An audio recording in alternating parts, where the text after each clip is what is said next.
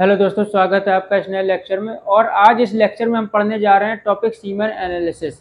ये बहुत ही important topic है, बहुत ही ध्यान से सुनिएगा। ये बहुत छोटा सा लेक्चर होने वाला है, आपको सारी बातें क्रिस्टल क्लियर हो जाएंगी। तो जितनी बातें यहाँ बताई जाएं आपको याद रखनी है। तो सबसे पहले जानते हैं सीमन एनालिसिस का मतलब क्या होता है। सीमन एनालिसिस यानी it is an lab test या laboratory test that examines man semen। ठीक, मैन के सीमन को एग्जामाइन करने के लिए ये टेस्ट होता है। सबसे पहले तो अब ये समझ लेते हैं यहाँ पे कि टॉपिक हमको इसमें पढ़ना क्या क्या है। टॉपिक टॉपिक पहले तो इसकी डेफिनेशन जो कि पढ़ ली। सेकंड पढ़ना है इसमें कलेक्शन ऑफ सीमन। सीमन का कलेक्शन कैसे करेंगे वो समझेंगे। फिर उसके बाद कलेक्शन करने के बाद फिजिकल एग्जामिनेशन,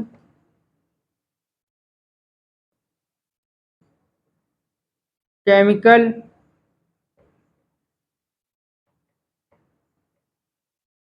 और फिर माइक्रोस्कोपिक एग्जामिनेशन की बात करेंगे।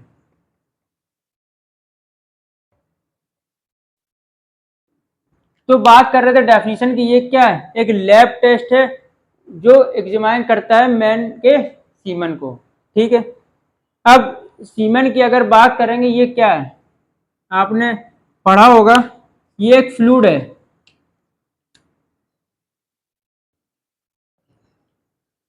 फ्लूइड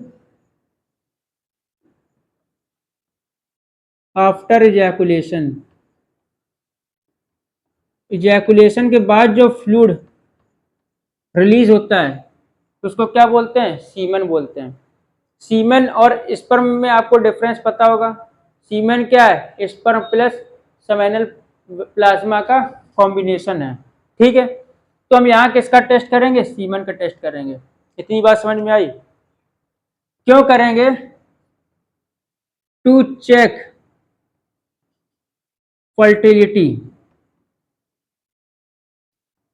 मैन की फर्टिलिटी को चेक करने के लिए सीमन का एग्जामाइन करेंगे। और क्या करते हैं इस एग्जामिनेशन में, पोस्ट वैसेक्टोमी चेक करते हैं। चेक पोस्ट वैसेक्टोमी, सेक्टोमी, पोस्ट वैसेक्टोमी होता है।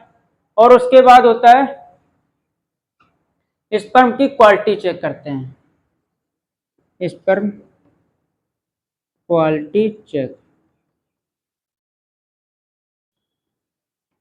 समझ में आई बात। सीमन एनालिसिस क्या है, एक टेस्ट है, लैब टेस्ट है। वो क्या एग्जामाइन करता है, मैन के सीमन को एग्जामाइन करता है, उसको एनालिसिस करता है। ठीक है, बताता है। अब जो सीमन है वो किस लिए, ये एनालिसिस किस लिए करते हैं, चेक फर्टिलिटी को चेक करते हैं मैन की। और क्या करते हैं, पोस्ट वैसेक्टोमी। वैसेक्टोमी यानी कि आपने सुना होगा नसबंदी, जो मैन में नसबंदी होती है उसको बोलते हैं वैसेक्टोमी। तो अब वैसेक्टोमी के बाद चेक करते हैं कि एनालिसिस वो सही से वैसेक्टोमी हो गई है कि नहीं हो गई है। उसके बाद क्या, स्पर्म क्वालिटी को चेक करते हैं इस एनालिसिस में। इतनी बात समझ में आई, डेफिनेशन ये क्लियर हो गई। अब बात करते हैं collection of semen. Collection of semen कैसे कलेक्शन करना है, स्टैंडर्ड मेथड है, उसको समझ लेते हैं।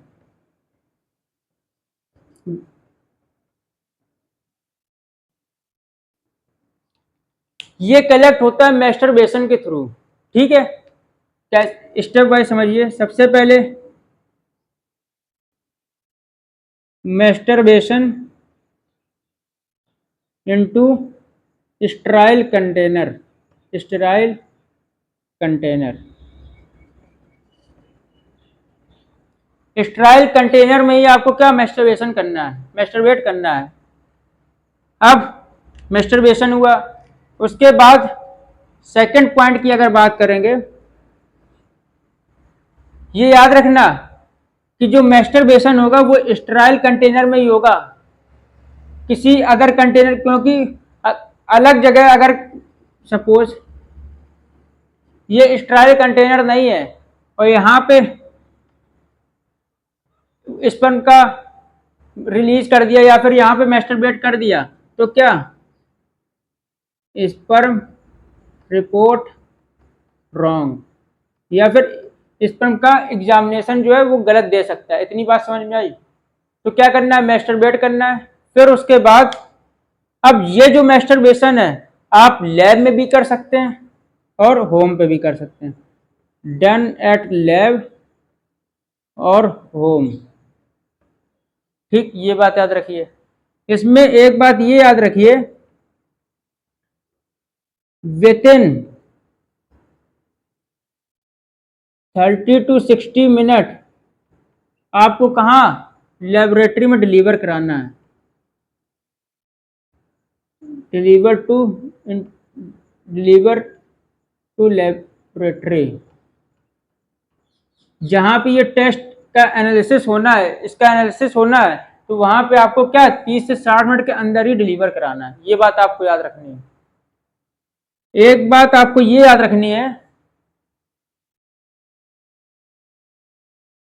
टेनेंस पीरियड जो होता है यानी कि गैप,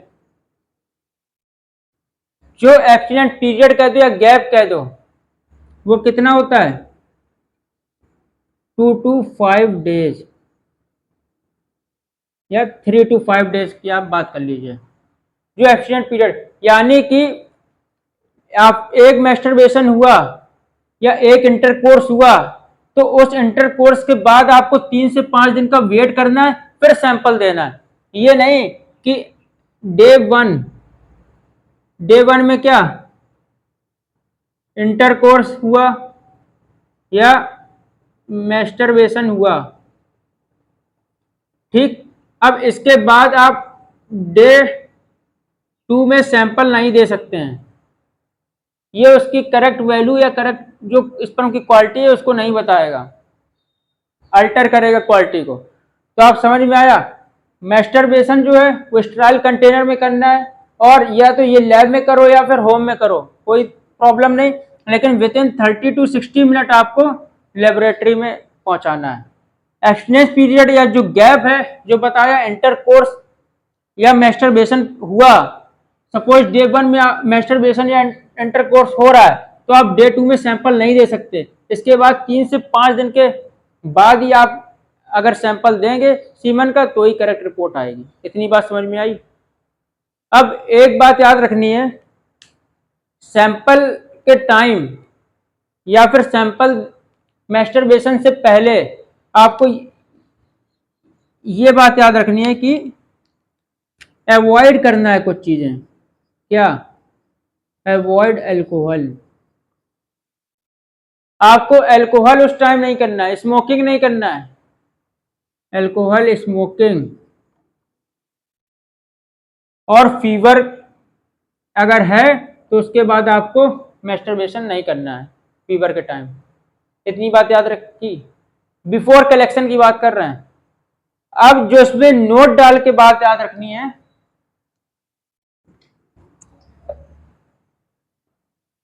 नोट डाल के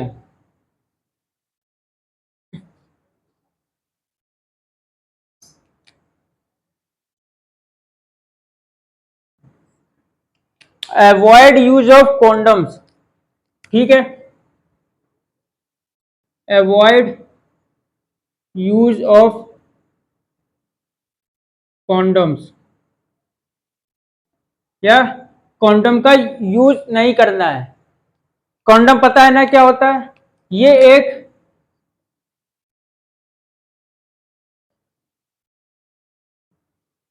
सीट होती है, रबड़ सीट, जो क्या प्रोटेक्शन प्रोवाइड करती है। किस चीज से? मेटिंग से, यानी कि फर्टिलाइजेशन से।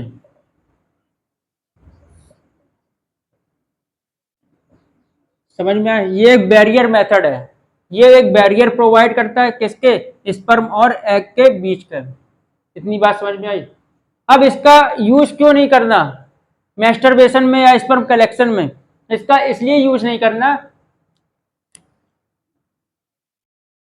ये कॉन्डोम में नीचे स्पर्मिसाइडल या फिर इसमें स्पर्मिसाइडल कुछ स्पर्मिसाइडल लिक्विड या जेल यहाँ पे प्रेजेंट रहता है, या फिर पाउडर के फॉर्म में या फिर जेल के फॉर्म में, तो इसलिए यूज नहीं करना। अगर आप इसमें कलेक्ट करेंगे स्पर्म या सीमन, तो उसमें क्या करेगा, जो स्पर्म है उसको किल कर देगा या फिर उसकी वैल्यू कम कर देगा। क्योंकि अगर यहाँ पे स्पर्मिसाइडल प्रेजेंट है, इस सीमन में क्या होता है, स्पर्म भी होता है और सेमिनल प्लाज्मा भी होता है। सीमन को क्या सॉरी स्पर्म को क्या करेगा, ये किल करेगा, तो करेक्ट वैल्यू ही नहीं देगा। तो इसलिए कॉन्डोम का यूज को अवॉइड करना है। और एक बात याद रखिए, आपको लुब्रिकेशन का को भी अवॉइड करना है। डोंट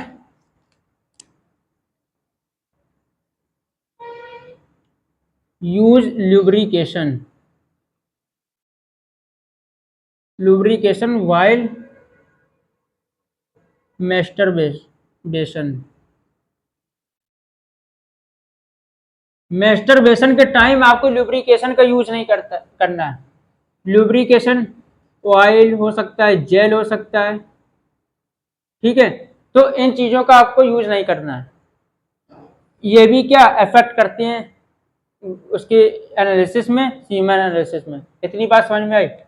अब बात करते हैं, इसका एनालिसिस तो हो गया, कलेक्शन हो गया कंटेनर में, अब उसका एग्जामिनेशन शुरू करना है। सबसे पहले कलेक्शन के बाद फिजिकल एग्जामिनेशन देखते हैं। फिजिकल एग्जामिनेशन बताया था क्या, एक ऑब्जर्वेशनल एग्जामिनेशन है, बिना केमिकल के यूज कर जो ऑब्जर्वेशन आपको दिख रही है उसको एनालिसिस करते हैं, ठीक है।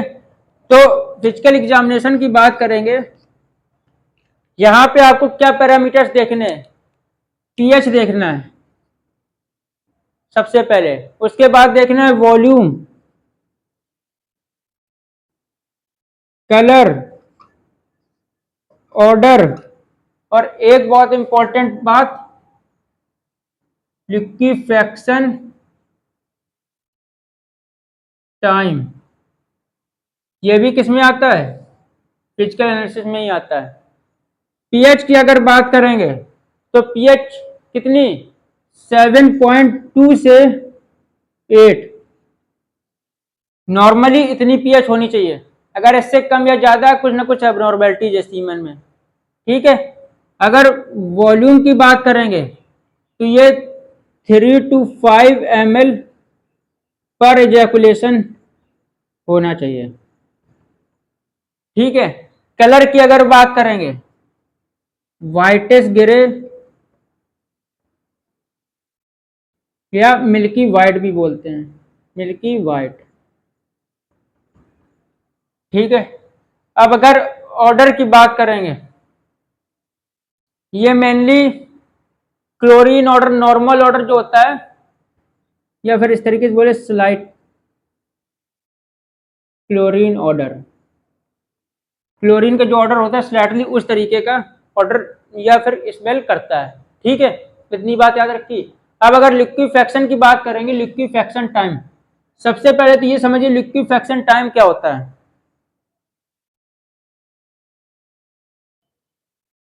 ये क्या है, सीमन, सीमन कंटेनर में सीमन है, ठीक है।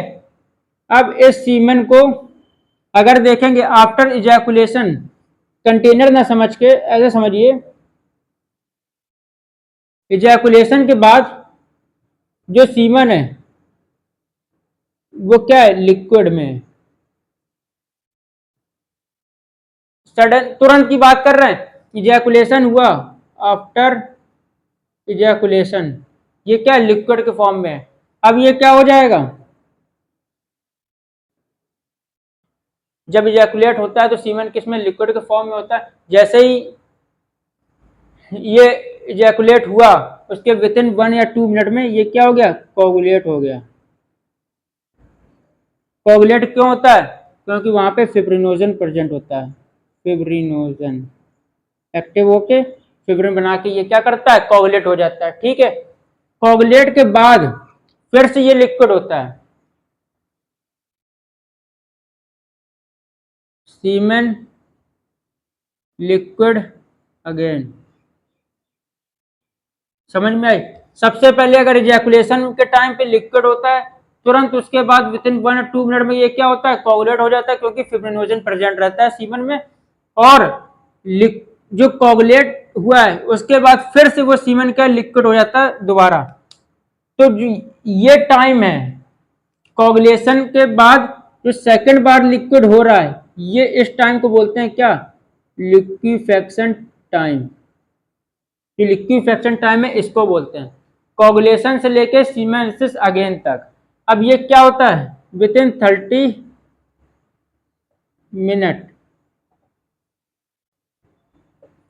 30 मिनट में ये लिक्विड हो जाता है, लिक्विफाई हो जाना चाहिए।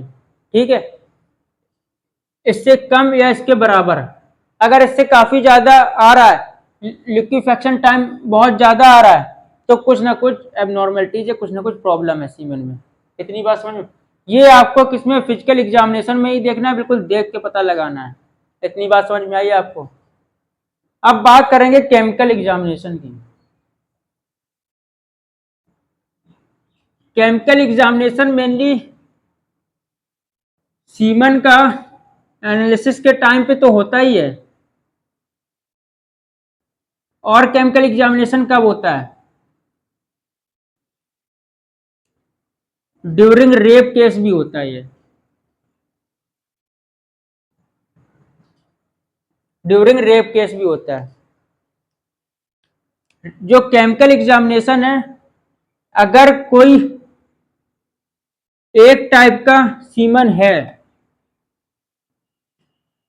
Suppose S1 S2 S3 S4, अगर अलग अलग टाइप के ये सीमन है तो इनकी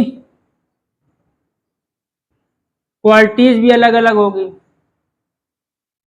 रेप केस में ये पता लगाते हैं कि जो सीमन है वो प्रेजेंट है या नहीं प्रेजेंट है, तो वो किसके, केमिकल एग्जामिनेशन से पता लगाते हैं। केमिकल एग्जामिनेशन में फ्रक्टोज का पता लगाते हैं मेनली, फ्रक्टोज। अगर 4 ये अलग अलग क्वालिटीज के सीमन वहां पे प्रेजेंट है, तो उस तरीके से बताते हैं कि कैसा है। तो ये बात याद रखिए कि केमिकल एग्जामिनेशन एक रेप केस में भी किया जाता है। अब बात करेंगे फ्रक्टोज की। मेनली केमिकल एग्जामिनेशन में फ्रक्टोज देखते हैं।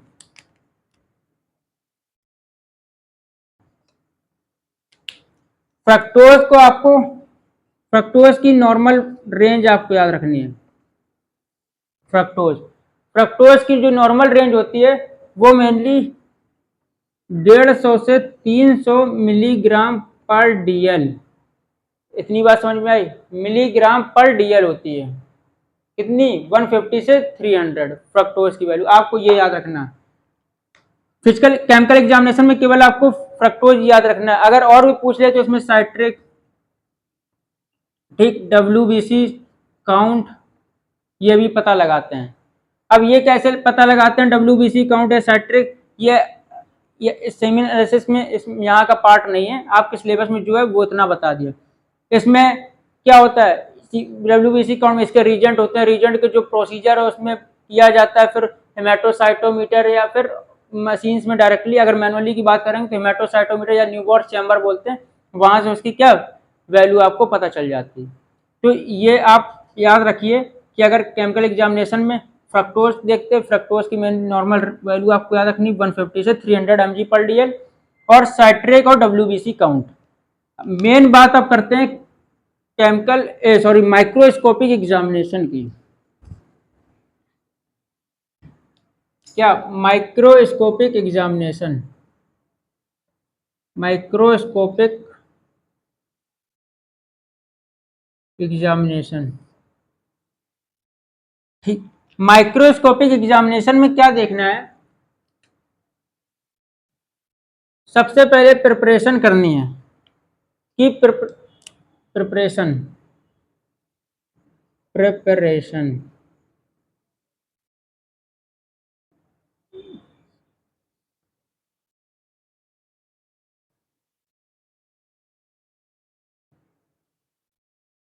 ये क्या है, सीमन है, ये स्लाइड है, ठीक है, ये सीमन है, ये स्लाइड है, इसको बोलते हैं स्मीयर। इस सीमन को इस स्लाइड पे रखा, ये स्टेप वन, स्टेप वन। इसके बाद आगे चलते हैं,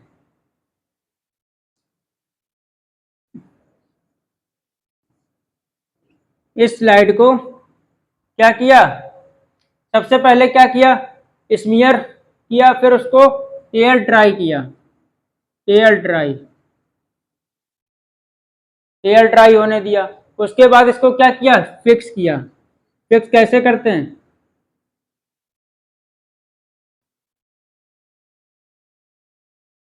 कवर स्लिप की बात करेंगे, कवर स्लिप यहाँ पे लगा दी, कवर स्लिप, इसको क्या किया, फिक्स किया।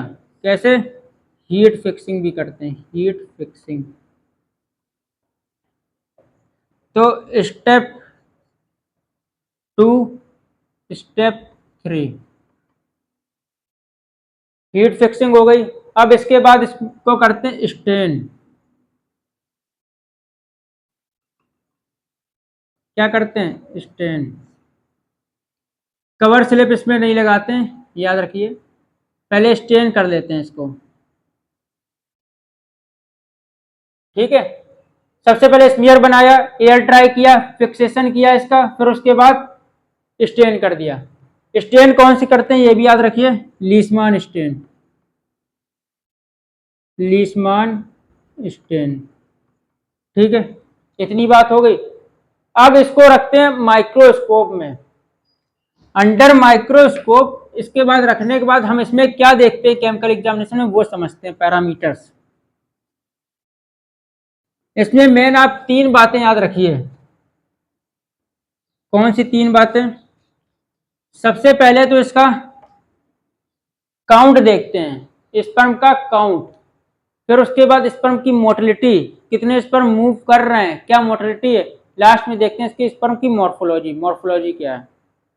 तो क्या क्या देखते हैं पैरामीटर, स्पर्म काउंट देखते हैं, स्पर्म मोटिलिटी देखते हैं, फिर स्पर्म मॉर्फोलॉजी देखते हैं। मेनली माइक्रोस्कोपिक एग्जामिनेशन में क्या देखना है, स्पर्म काउंट देखना है, स्पर्म मोटिलिटी देखना है, और स्पर्म के मॉर्फोलॉजी देखना है। इतनी बात आप समझ में आई। अब स्पर्म काउंट की अगर बात करेंगे, नॉर्मली 40 टू 140 मिलियन पर ml, 40 टू 140 मिलियन पर ml, ठीक है। ये इसके क्या नॉर्मल है, नॉर्मली। अगर इससे कम है तो कुछ ना कुछ एबनॉर्मेलिटीज है, इससे ज्यादा तो एबनॉर्मेलिटीज है, ठीक है। अगर स्पर्म मोटिलिटी की बात करेंगे तो ये 40% स्पर्म से ज्यादा ही मोटाइल होना चाहिए, तो वो नॉर्मल कंडीशन में। अगर इससे कम है तो कुछ ना कुछ प्रॉब्लम है, ठीक है। स्पर्म मोटिलिटी की बात कर रहे हैं। अब स्पर्म मॉर्फोलॉजी की बात करेंगे। मॉर्फोलॉजी में क्या देखते हैं, सबसे पहले तो स्पर्म का स्ट्रक्चर देख लेते हैं, इस तरीके से समझ लीजिए, या फिर इसमें मिडिल पीस, हेड, नेक, अलग अलग तरीके से समझ लीजिए। अगर ये हेड है और ये क्या टेल है, टेल, हेड, ठीक, ये स्पर्म है। अगर एक टेल, जो नॉर्मल स्ट्रक्चर होता है वो आप समझिए, अगर यहाँ पे क्या हो सकता है, दो टेल हो जाए या एक टेल में, दो हेड हो जाए तो ये क्या, ये अफेक्ट करेंगे किसमें, फर्टिलाइजेशन में। तो क्या चीज देखनी है, स्पर्म काउंट देखना है, मोटिलिटी देखना है, स्पर्म मॉर्फोलॉजी देखना है। मॉर्फोलॉजी क्या है, ये आपका था कंप्लीट सीमन एनालिसिस, जो आपके सिलेबस में था, जितना था वो कंप्लीट बता दिया गया। आपको क्या याद रखना है, इसमें सारी नॉर्मल रेंज आपको याद रखना है, पैरामीटर्स याद रखना है, फिजिकल में क्या देखते हैं, केमिकल में क्या देखते हैं, और माइक्रोस्कोपिक में क्या देखते हैं। कलेक्शन कैसे करते हैं वो ध्यान रखना, कलेक्शन के टाइम पे क्या अवॉइड करना है वो याद रखना, ड्रिंकिंग अवॉइड करना है, स्मोकिंग उस टाइम नहीं होनी चाहिए, फीवर के तुरंत बाद आपको मैस्टरबेशन नहीं करना है, ये बात आपको याद रखना है। और सीमेन एनालिसिस में मैस्टरबेशन में क्या, कॉन्डम्स का अवॉइड करना है, कॉन्डम्स का यूज नहीं करना है। क्यों नहीं करना है वो भी आपको बताया, क्योंकि उसमें स्पर्मिसाइडल प्रेजेंट रहते हैं। और क्या बताया आपको, अवॉइड करना है ल्यूब्रिकेशन, ना कोई ऑयल जेल मैस्टरबेशन के टाइम यूज नहीं करना है, क्योंकि वो उसकी रॉन्ग वैल्यू या इनकरेक्ट वैल्यू स्पर्म एनालिसिस की देंगे, सही रिपोर्ट नहीं देंगे। तो ये था कंप्लीट सीमन एनालिसिस, आपका टॉपिक यहीं पे कंप्लीट हुआ। मिलते हैं अगले नेक्स्ट लेक्चर में, जब तक के लिए थैंक यू।